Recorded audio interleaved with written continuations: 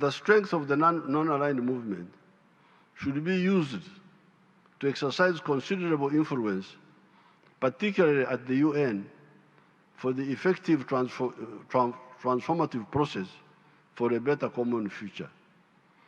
In the negotiations for the Pact of the Future, the outcome document of the upcoming United Nations Summit of the Future, to be held in New York in September 2024, we should clearly define priorities that favor developing countries by maintaining unity, solidarity, and collective coordination among our member states in line with the Bandung principles. Indeed, the Bandung principles of imposición de justas sanciones y medidas freedom fighters came forward. Much has been achieved, but we continue to face many challenges, all in the new. Current challenges facing now include the necessity of protecting the principles of international law, eliminating weapons of mass destruction, combating terrorism, defending human rights, working towards making the United Nations more effective in meeting the needs of all its member states in order to preserve international peace, security, and development, as well as justice in the international economic system.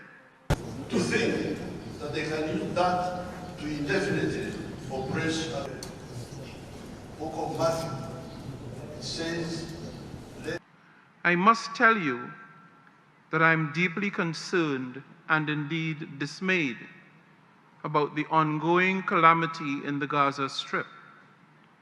And so I call upon this movement to exert its influence in bringing a halt to the carnage that we are haplessly witnessing. That situation behoves us to ask, how much is enough? In 1492, and Vasco da Gama. Our world is beset with profound, multifaceted challenges, which demand creativity and consensus building to fashion effective solutions. Unhappily, it is precisely in the opposite direction that we are headed. Widening inequalities are breeding fresh grievances, while mistrust and geopolitical competition are hampering efforts to realize our aspirations of achieving sustainable development by 2030. Was a necessary Excellency Gamal Abdel Nasser of Egypt.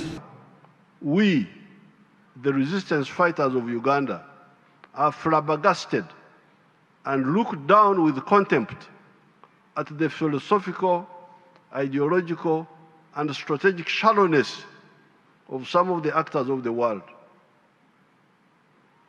Why not respect freedom of everybody if you say you are a Democrat? If you say you are a Democrat, why don't you respect the freedom of everybody? How can you say you are a Democrat and yet you want other people to be slaves?